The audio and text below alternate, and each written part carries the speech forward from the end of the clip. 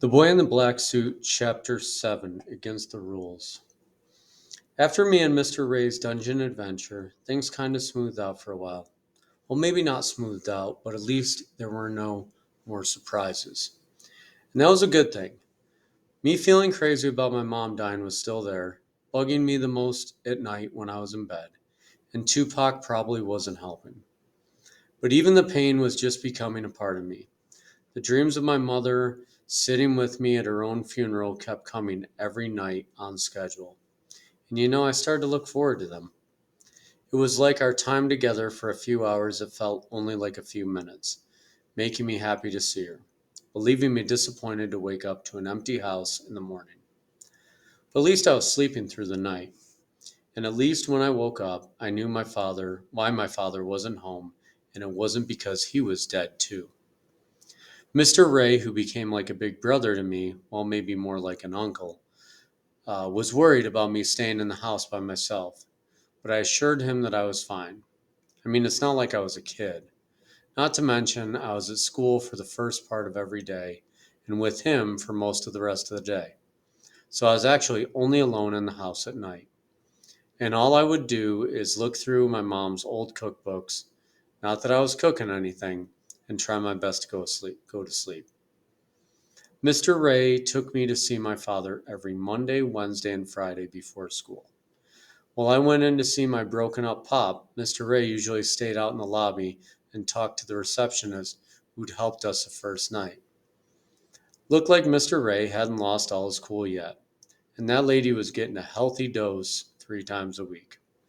The first 2 weeks of Dad being in the hospital were the roughest, mostly because his mouth was wired shut and there was a skinny tube shoved down his throat, which I learned was how they were feeding him since he couldn't chew. You ever seen liquid food pumped through a tube straight down a man's throat into his belly? Not cool. They also were giving him less pain medication, so at least he was able to keep his eyes open long enough to know I was there. I remember the third morning I showed up. It was the first time he was all there and not doped up on medicine. He looked at me and squeezed his eyes into slits as if he was trying to make sure it was really me standing there. I was dressed in my funeral suit, all black. I could tell he was confused. No, you ain't dead yet, I said. This ain't your funeral. He grunted, and I could see his stomach bouncing a little under the white sheet from him wanting to laugh, but trying not to because of his broken ribs. He couldn't smile, but I could tell by the look in his eyes he was happy to see me, and probably happier that I wasn't the Grim Reaper. By the third week, they had transferred him to the rehabilitation center next door, which was good. Even though recovery was going to take some time, it was better than sitting in that hospital. Nobody likes hospitals. He probably would have been in rehab sooner if it wasn't for all the other injuries. They finally pulled that hose out of his throat so he was able to talk again. So glad I wasn't there to see that. Gross. It wasn't perfect, but it was good enough. Man, it was terrible, he said, his voice hoarse and muffled. I mean, I really thought it was going to choke me to death before they got it out. He used the back of his tongue to scratch the inside of his throat, ribbiting like a frog. Whenever I would go see him, he spent most of the time asking me questions. It felt like he missed a whole lot of my life, even though it had only been about 3 weeks since he'd been out getting wasted every night with Cork. The first thing he wanted to know was what was up with the suit. It's for work. Remember I told you I'm working for Mr. Ray's funeral home? My father bugged his eyes out. I don't remember you telling me that. Of course he didn't. The morning I told him, he was too busy pretending he wasn't hungover. He looked skeptical. Well, how is it? I mean, you got to touch dead people? I thought of doing to him what I did to Chris when he asked me that question, while my father might have flinched and thrown all his broken bones out of whack even more.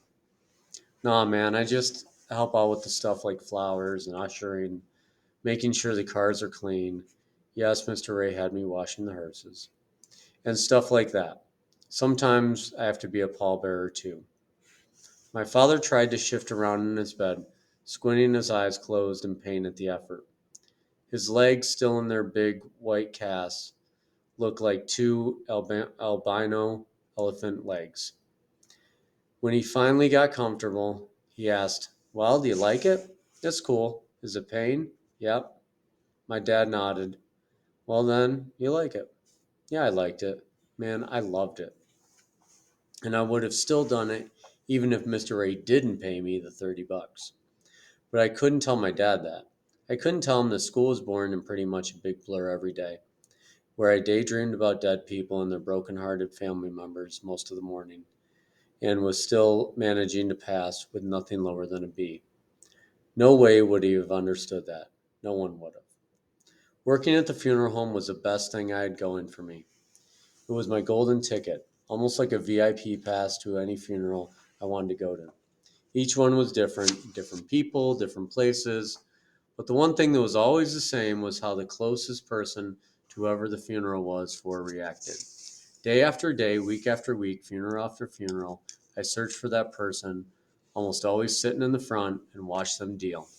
Saw them rock back and forth, the sound of their hearts breaking, weeping, sobbing, all in the pitch of pain. Desperately begging for help in a room full of uncomfortable people who want to be helpful but just don't know how. Because they can't help. Nothing helps. I knew that. Every time I saw them, the closest ones bent over in tears, it felt like a warm rain came down inside me, even though I knew that I couldn't help them and they couldn't help me. Just knowing that we were all struggling with this thing, that helped. And you wouldn't believe how many different kinds of funerals there are. Hood funerals like Dante Brown's, where all the friends showed up in all red and dropped red bandanas, big heavy gold chains that looked fake, and crew pictures on his casket. It's weird to know when people have guns in church. Makes it hard to close your eyes when it's time to pray. The Bloods stood all along the back wall of the Cornerstone Baptist. Each one wore sunglasses, tattoos peeking from or under the collars of their t-shirts, permanent frowns on their faces. I stood along the sidewall. I mean, I didn't think anything would happen to me if I stood in the back with them, but I wasn't going to take any chances. Plus, the sidewall gave a better view of Dante's mother and girlfriend, sitting in the first pew, holding each other face to face, their tears mixing, the sound of them crying and shushing the cries of Dante's newborn baby boy at the same time is one I'll never forget. Or the funeral of Marie Rogers, a happy funeral. Marie passed away in her sleep 3 days after her 100th birthday. She was a New York City school teacher for 40 years, and after she retired, decided to travel the world with her husband. Then, once Donald died, she decided to become a painter and had a pretty good career the last 30 years of her life as an artist. So her funeral was pretty cool. A lot of people got up to say how she influenced them, even some of her old students who are now almost 80 years old. That was wild. To hear an 80-year-old talk about how he had been affected by this woman 70 years ago was amazing. She outlived all of her family, including her only child, Bernard, who didn't have any kids himself. So, as you can imagine, the church wasn't too full. Of all the people who got up to talk about Mrs. Rogers, there was one person who got up there and then couldn't say anything, who just couldn't get the words out. Mrs. Rogers' helper. Her name was Ola. And Ola, out of everyone who was there, was the only person crying.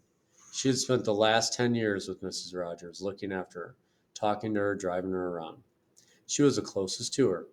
And though this wasn't a sad funeral, what Ola was feeling, nobody else could. And yeah, there were funny funerals. The funniest was Glendale Price's. Mr. Ray told me that Mr. Price was a friend of his from way back. He said my mom might have even known him, because he was an actor who mainly did theater work on Broadway, and had gone to the same school as my mother when she was chasing her acting dream. Mr. Ray said Mr. Price was pretty successful but refused to leave the hood. He said Mr. Price used to always say, "I was born here and I'm going to be buried here." He had lung cancer, something else Mr. Ray made it a point to say. Yeah, he was my buddy. He'd invite me and Ella to his shows. This is before he was doing Broadway. And we'd all go out afterward and run through a pack of smokes like it was nothing. Mr. Ray half smiled and half frowned, probably thinking about his own cigarette habit that he couldn't kick, even after cancer, twice. Mr. Ray went on to tell me that when Mr. Price found out his lung cancer was terminal, he started working on what he thought would be his best role ever, to play himself at his own funeral. The only catch was he only wanted the play to be seen at his own funeral. I'll tell you, it was like no other funeral I've ever been to. People filed in and were handed a program as they took seats. On the cover, there was a picture of Mr. Price, and it read, "The Funeral of Glendale Price, a Comedy." The program listed a cast of characters, and of course, when it got to his name, it said Glendale Price as himself.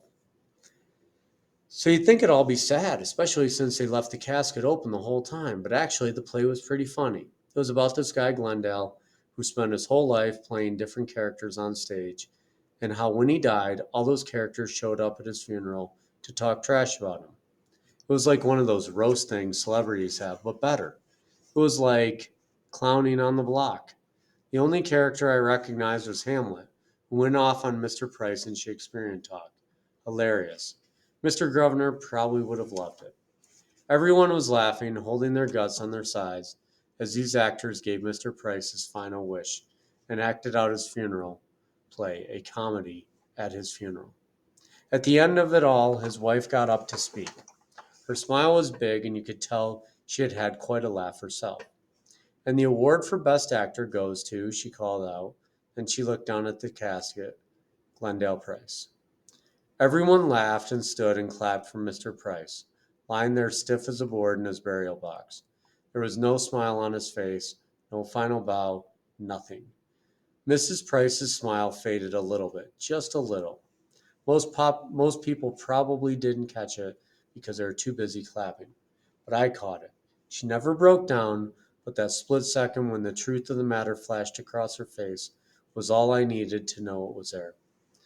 Besides the happy, sad, and funny funerals, there are the super quick and in and out funerals, or as Robbie Ray called them, drive-bys. There was also what they called reuninerals, funerals where people showed up who the rest of the family hadn't seen in years, a reunion, and not only did long lost members of the family show up, but they usually turned the whole service out with screaming and hollering. One time I even saw a woman try to climb in the casket with the dead person. One of her family members damn near had to put her in a headlock to get her to sit down. Mr. Ray said it's always when people die that we start thinking about the wrong things we did to them, and that reuninerals were funerals where the guilty came to apologize. Then there were the disorganized funerals. They were the worst, only because they usually lasted the longest for no reason at all. Nobody ever knows who's supposed to read the obituary. The little girl they chose to read the scripture can't read. The old choir members are having a hard time remembering what song to sing. Nobody knows who the pallbearers are, just a mess. During these funerals, Mr. Ray would usually just take charge and get it done. No matter how crazy or boring the funeral was, it didn't matter. As long as I could spot the person hurting the most, I could feel the warm buzz filling me up inside, like a hit to a junkie. And to be honest, I didn't feel like such a creep about it all like I did when I first started sitting in. Don't get me wrong, I still knew it was weird, but as long as I got out of there before the repast, as long as I could disappear before anyone else started asking questions, I was cool. No repast ever. That was the rule. But of course, like all rules, there was one time and one time only that I broke it. November 29th, 2 days before Thanksgiving, 3 months after my mother's death, and 2 months after my father's accident. I went to the rehab place to see him early that morning. His jaw was all back to normal by then, the wires out, his ribs healed, casts off, but the exercises they had him doing, the ones I saw, looked painful as hell. He basically had to learn how to walk again. Dr. Winston was there as usual, even though he wasn't the rehab doctor. The rehab doctor was Dr. Fisher, who wasn't really as funny as Dr. Winston, but she was nice.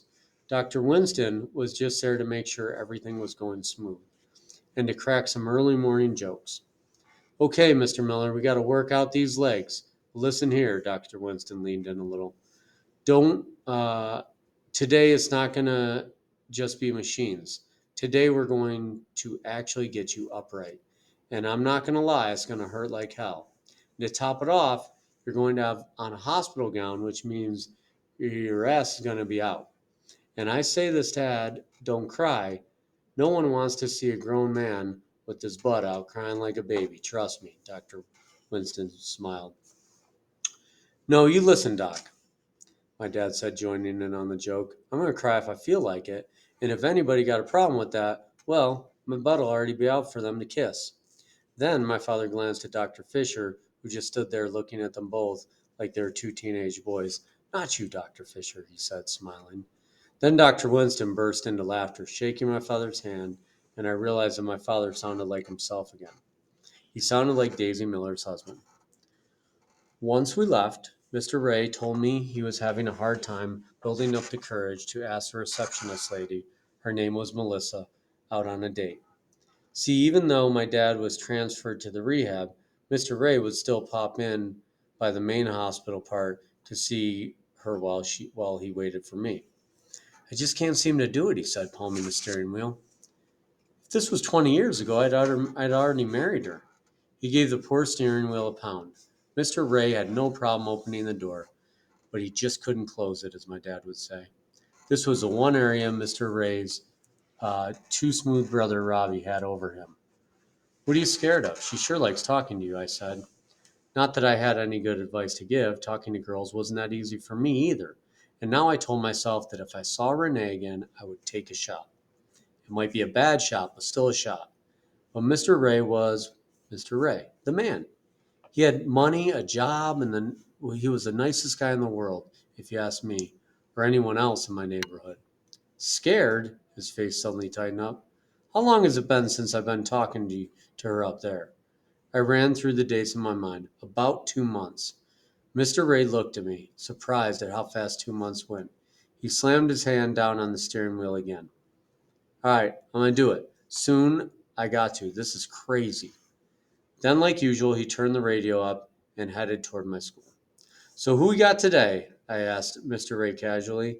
I always like to know ahead of time whose funeral it was, just because every now and then it was somebody I knew. And if it was, then I could relax a little because it was easy to fit into a funeral of a person I actually knew. And then I didn't feel as much like a weirdo. Mr. Ray turned the music down. A woman named Gwendolyn Brown. Know her? Gwendolyn Brown. Gwendolyn Brown. I thought for a second to see if the name rang a bell. Nope, didn't know her. I did. She was a good lady, Mr. Ray said.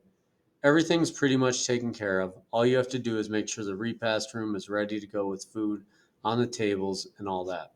Oh, and of course, you need to set up the flowers, which I know you love to do. He was used to me ranting about flowers, how they were a total waste of money and all that. Other than that, you can, he paused and flashed a slight grin, do your thing. I was pretty sure that the grin meant that he knew I had a thing for these funerals, but he would never say anything about it. He probably knew since the first time I asked to sit in on one. I wasn't sure if he understood it or not, but he didn't mind. What time? I asked as he pulled in front of the school. I reached in the back and grabbed my backpack. Early. Church doors open at 12:30. Service starts at 1. But I don't get out of here till noon, I explained, slipping out of the car, and I grabbed my suit jacket off the back of the headrest. Mr. Ray taught me that. It keeps it from getting wrinkled. I know, he smiled. That's why I'll be right here to pick you up, 12 on the dot. In New York, it's pretty hard to see something you've never seen before. No one trips about anything because most of us have seen it all. But at noon, when the hearse pulled up outside and I went and got in, the 50 or so students who could leave early like me were definitely confused, and I knew there would be a new rumor boomeranging from lunch table to locker about how I ride around in deathmobiles. The hearse? I asked, quickly ducking into the car. You had to drive the hearse? Well, how the hell else are we going to get Miss Brown here to her big event? Mr. Ray laughed. Now you're really the coolest kid in school. Great. I'd finally gotten people to stop staring at me for being the kid whose mom died, and then for being the boy in the black suit, and now I was the boy in the black suit whose mom died and who rides around in a hearse. Perfect. I was officially weirder than the goth kids. Even better, I was a kid the goth kids wanted to be. We got 10 minutes to get to the church, so strap up, Mr. Ray said, mashing the gas pedal and whipping the car around the corner like it was a go-kart. As we zoomed down Brooklyn streets, I looked out the window and stared at New York City in the fall. The only time everybody realizes that there are way more trees in the city than we think.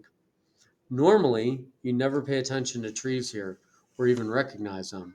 But then, um, but then November hits, and every step you take, crispy leaves crunch under your feet, and you're forced to notice trees are clearly everywhere.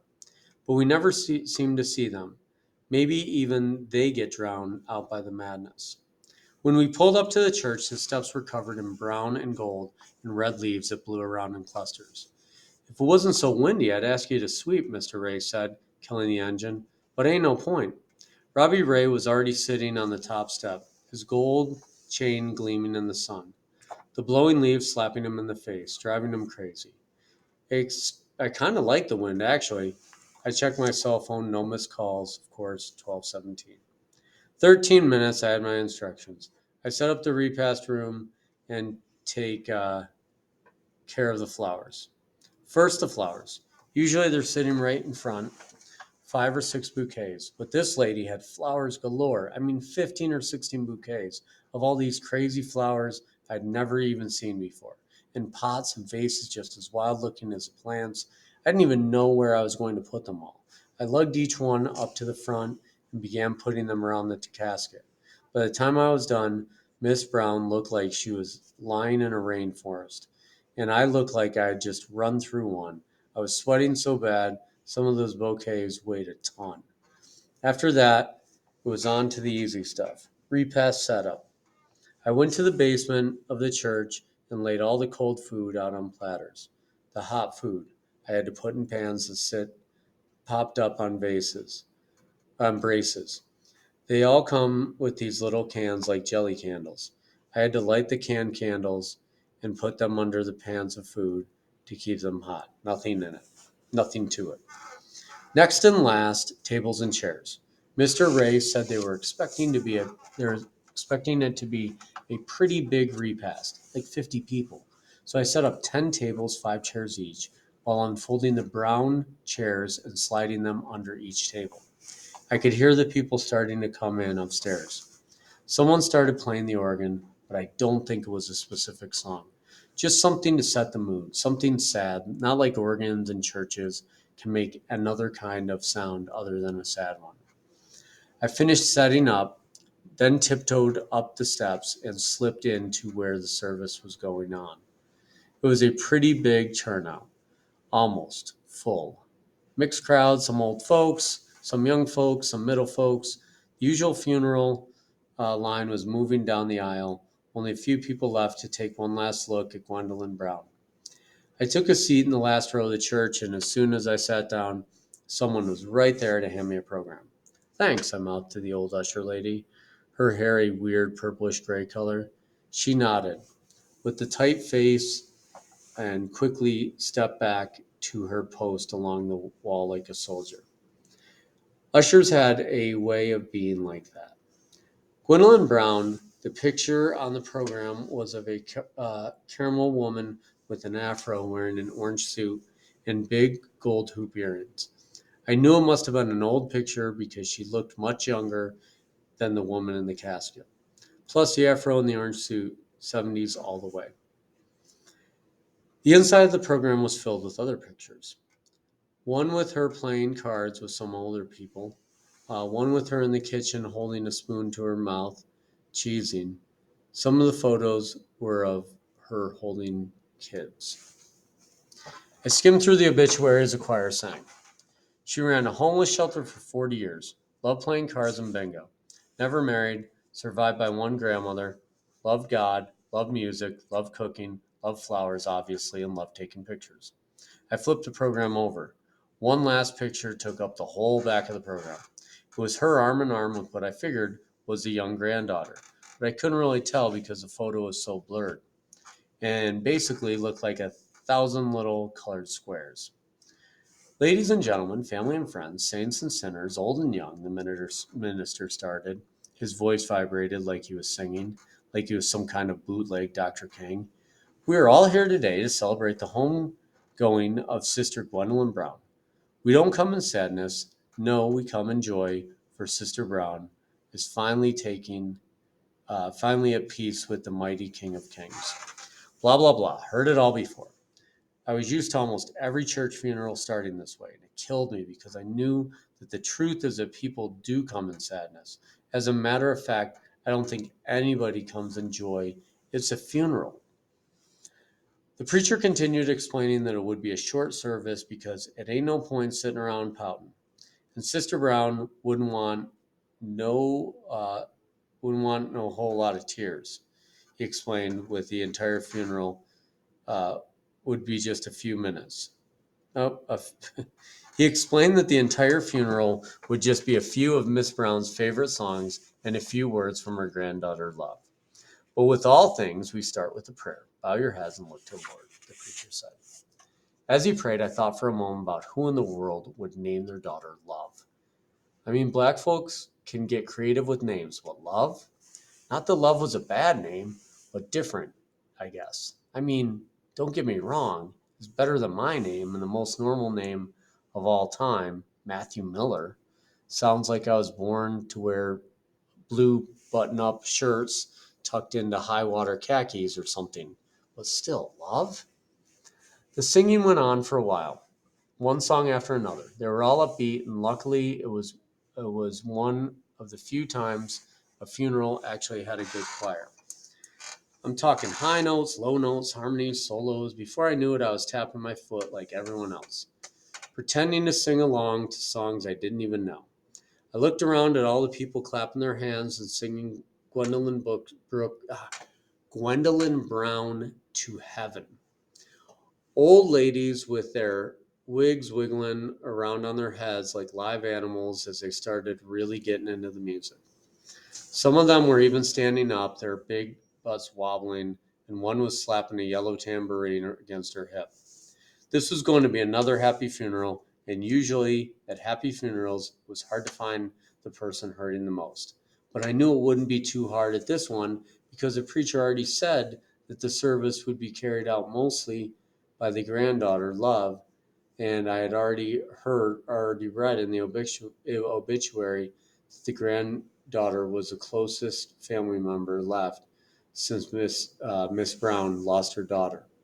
So she was who I was looking for. I tried stretching my neck to see if I could spot the granddaughter sitting in the usual spot, the front row, or as Robbie Ray called it, the good seats. I could see the back of the head of who I thought was her, but couldn't tell how she was feeling.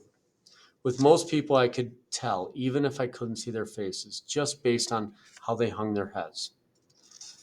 If the head was tilted up, that meant they were struggling and trying not to cry. If the head was down, they were already crying but still holding on, trying not to let anybody see them. If the head was down and the shoulders were bouncing, full-blown breakdown. But with the granddaughter, she looked straight ahead and bobbed her head to the music, clapping and singing just like everybody else. None of the usual signs were there yet. At least that's what it looked like from the back. After the final song, the preacher returned to the microphone. God is good, he called out. All the time, the church said. The preacher smiled and waved his finger. No, y'all don't want to send Sister Brown off the right way. Because if you did, you'd act like it. I said God is good. All the time, the church, now even more amped up, hollered. The old lady with the tambourine held it in the air and shook it. The preacher nodded his head, satisfied by the response. All right, that's what I'm talking about. He looked over at Love. Right, you ready? She nodded. Like I told you all at the start, we won't be here too long. Sister Brown's baby girl gonna come and say a few words, Then we're going to praise and sing it on out. Amen. Amen, the church rumbled. He waved for Love to come to the microphone. She walked up to the podium as calm and graceful as can be. But when she got there and she lifted her head, I felt a lump in my throat like I had swallowed a house. I straightened up and sat on the edge of my seat just to get a better look. I knew her. At first I wasn't sure, but I stared a little longer. I definitely knew I knew her. It was Renee from Cluck Bucket. Why was everyone calling her Love? Who was Love? She looked way better at a funeral than she did at work. And then I tried to snap myself out of it because it was crazy to be looking at a girl like that at her grandma's funeral. But still, she looked so different. She had her hair down and curled, and even though I was sitting in the back of the church, I could tell she had on a little bit of makeup. And for some reason, I just knew she smelled good. Snap out of it, snap out of it.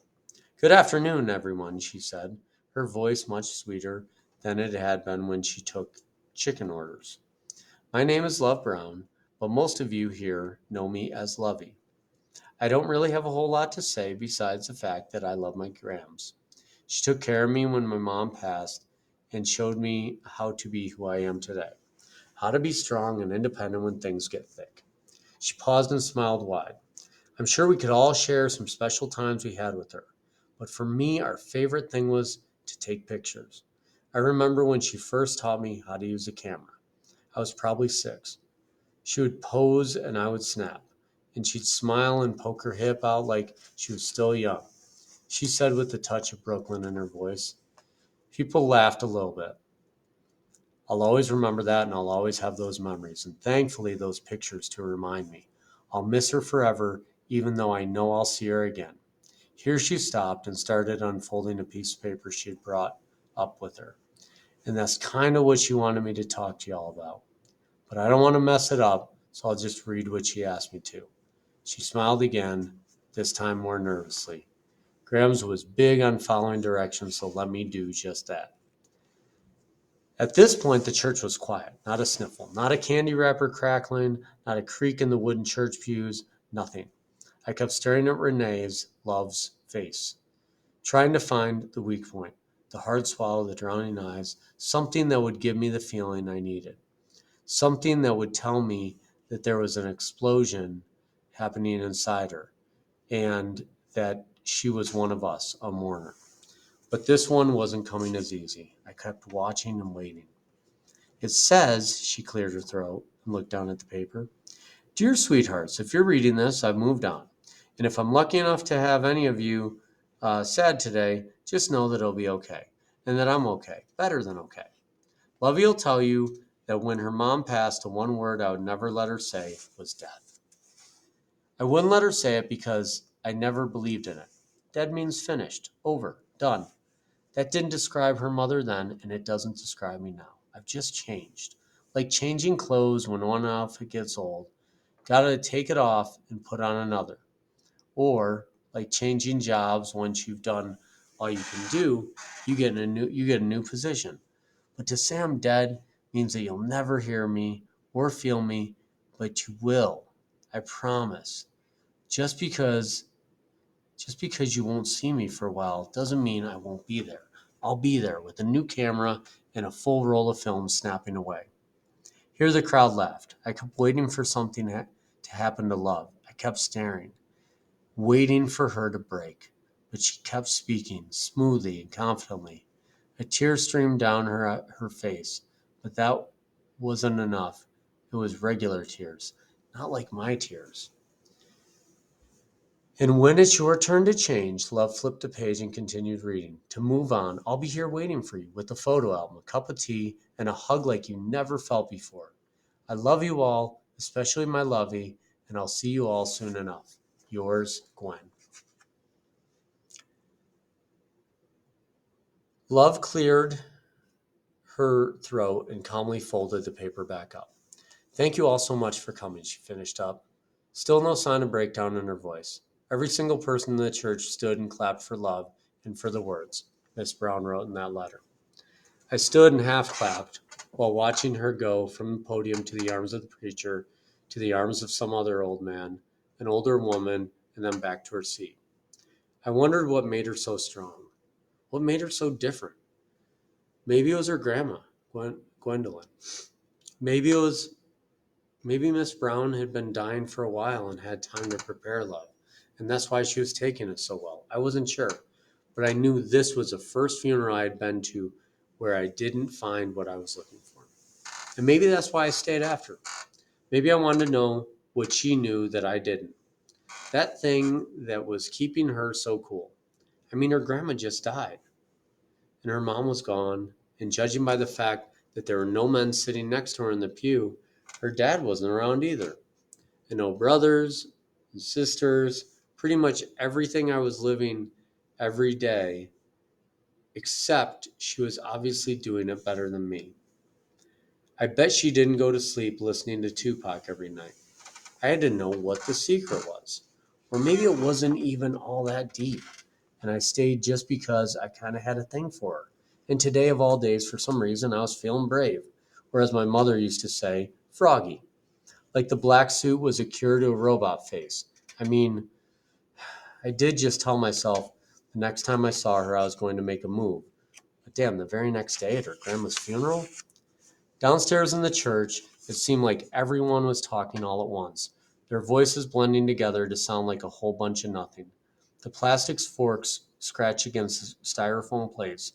The fold up chairs squeaked and honked as people scooched up to the tables. Family members stood in line with people who were obviously homeless and waited their turn to be served chicken and green beans, mashed potatoes, and bread by love. The homeless folks, dressed in their best, and either smelled like too much cologne or not enough deodorant. And the stench sort of snuck around enough for everyone to smell it, but not enough for anyone to care.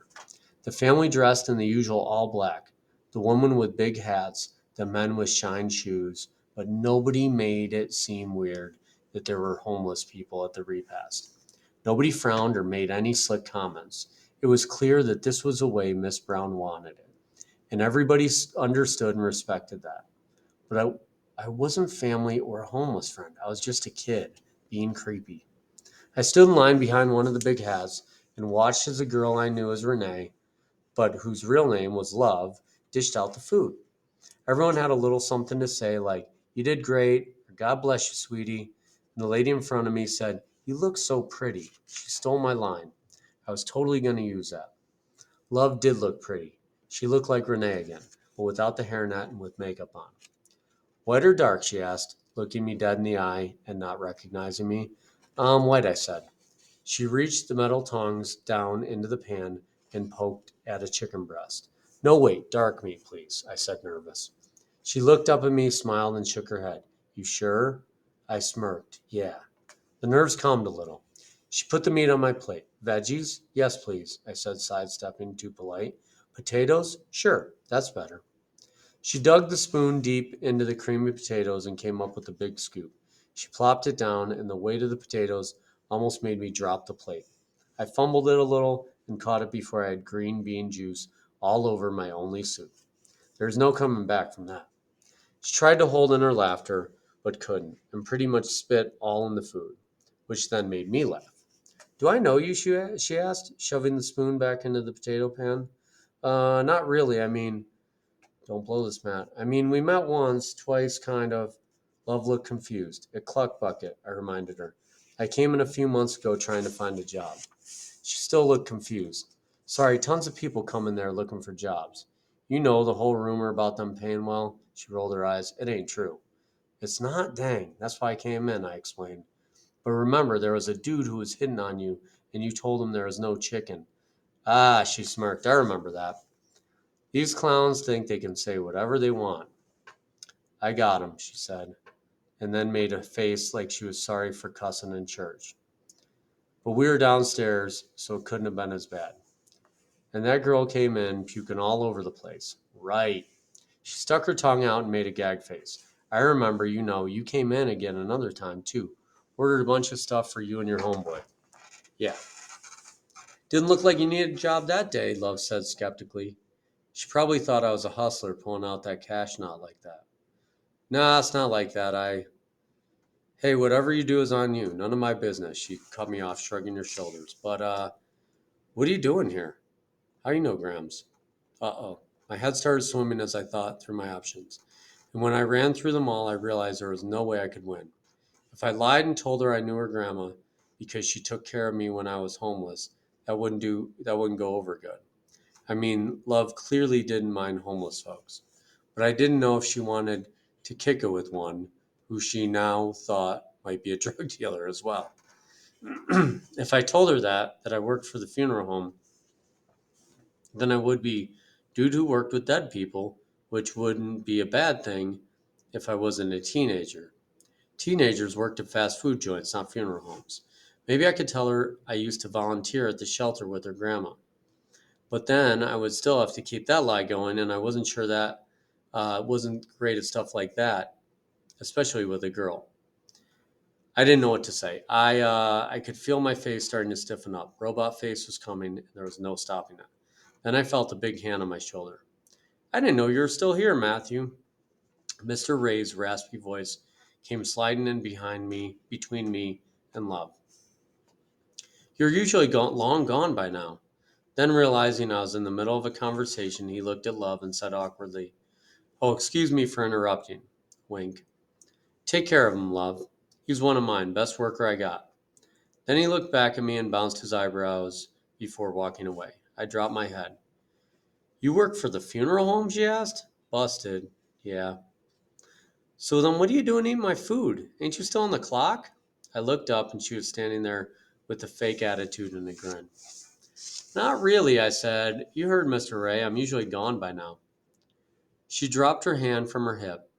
"So, what'd you stay for this time?" I could tell there was a little bit of flirt in her voice. I grabbed a fork from the side of the table and put it in the mountain of mashed potatoes on my plate. "Guess I was just hungry," I said with a smile. I hoped I wasn't stupid looking. I sat at an empty table and tore into my food, which, by the way, was pretty good. The chicken needed a little black pepper or some of my all sauce, and the potatoes a pinch of garlic powder, but all in all, not bad. I wondered if it was better than the food at my mom's funeral. I wasn't sure because I couldn't eat any of it. No appetite. But everybody else seemed to like it. Still, the food at Miss Brown's funeral was definitely above average. Every few bites, I looked up and glanced at Love, still slapping food down on white, flimsy plates for all kinds of different people. She smiled and stretched her arms out to hug almost everyone from behind the food table. And whenever a few people would pass, she would shoot her eyes over at me real quick, hoping I wouldn't see her looking. But I caught her every time because I was looking at her, too. After everyone had a plate, she came over to my table with a plate of her own. "Anybody sitting here?" she asked, smiling because it was clear I was alone. "Yep," I said short, doing my best to return the flirt. She set her plate on the table. "Well, they're going to have to find another seat." Love looked so pretty, even though her forehead was shiny, glowing with sweat, from standing over the hot food for so long. Still, she looked awesome. "So, Matthew," she said, scooping potatoes with the spoon and eating a little at a time like cheesecake. "Matt," I said. "Okay, so Matt." This was just like in the movies. "So, Love." "Lovey?" "Renee?" When I said that, her eyes shot up at me, but not in a flirty way at all, more like a surprised way, like I said something wrong, something I wasn't supposed to say. "What?" she said. "Renee, that's what I thought your name was from when I saw you at Cluckbuck at those times." "Why?" I pointed to my chest, the chain you had on. Renee reached into the neck of her dress and pulled the gold chain out. The nameplate hung from it. "Renee." She held it up and looked at it for a second. "My name is Love." She let the chain fall down to her chest. "Renee was my mom." Ouch. Sometimes when you try to be smooth, you really end up blowing it. "I'm sorry, I didn't know," I said, sinking down into myself. I was so embarrassed, but even though I had made things a little uncomfortable, I still couldn't help but try to see Love break a little, at least at the mention of her mother. But she didn't even flinch. "It's cool," she said, pinching the skin off a piece of chicken. "It was a long time ago." Never gets easier, though. I knew I was going too far, but I couldn't help myself. It was like I had diarrhea of the mouth, as my mom used to say. Love, Lovey, chewed the chicken and squinted as if she was thinking about what I had just said, as well as trying to swallow her food before saying something back. Then she pointed her fork at me. Not for people who don't want it to, but for me. She stabbed a few green beans and lifted them to her mouth. It definitely got easier.